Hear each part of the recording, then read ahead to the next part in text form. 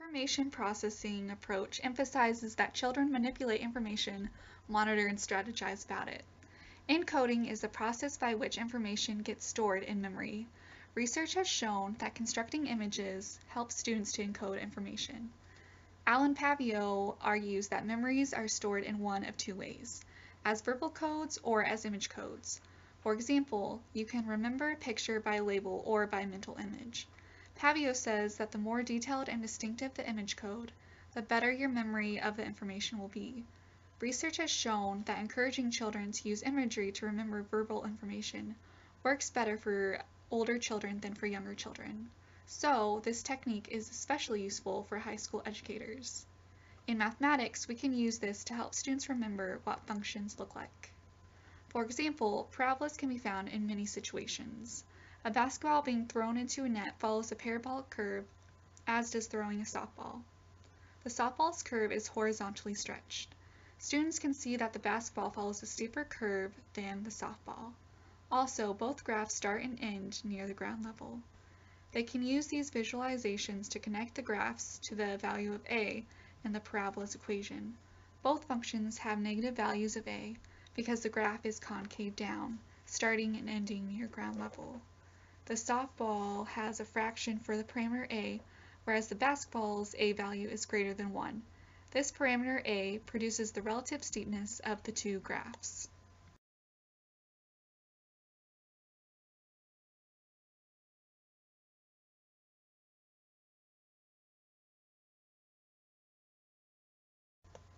A similar example is the game Angry Birds. In this game, each bird type follows a different parabola. Students should realize that the a value is negative and the graph is concave down. Here are some examples of concave up parabolas.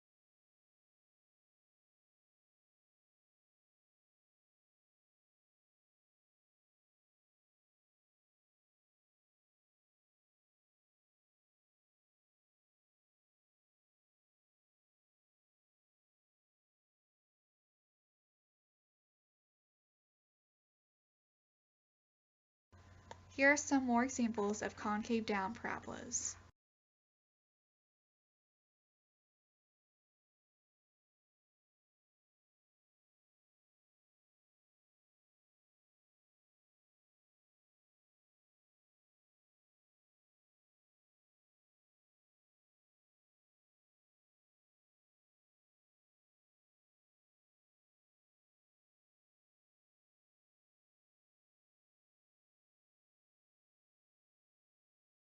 Here are some examples of other functions.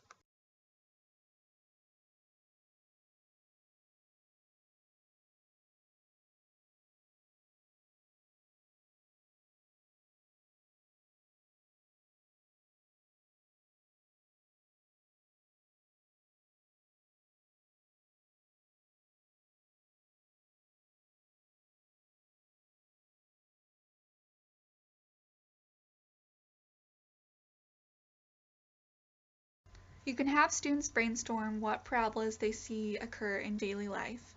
To use this in class, you can use free software such as Desmos or GeoGebra to allow students to explore the relationship between parabolas, algebraic, and graphical representations.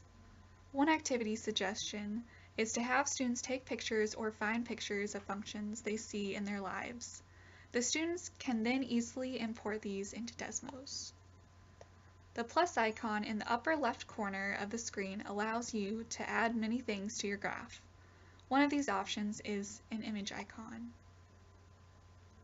After selecting the image icon, Desmos prompts the user to select an image file to import. The student can select their photo and it will appear in the center of the graph.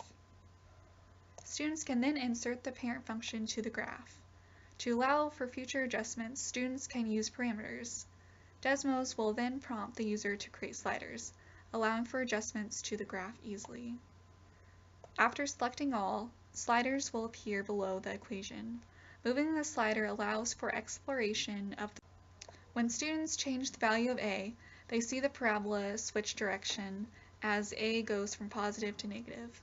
The value of a also determines how narrow or wide the parabola's opening is. As a gets close to 0, the graph becomes very wide. As value of a gets farther from 0, the graph narrows. Students can then move the slider that adjusts the parameter h. They will see that this does not affect the opening of the graph at all, but it does move the graph from left to right. They can move h to line up the vertex of the parabola with the vertex of the parabola in their picture. Similarly, the value of k adjusts the graph vertically. It moves the parabola up and down the y-axis. The students can adjust k to raise or lower their graph until it meets their picture. This explicit linking between parameters and their visual counterparts, and the function with a real-life object that the students can visualize, all optimizes the student's ability to encode this information by constructing mental images.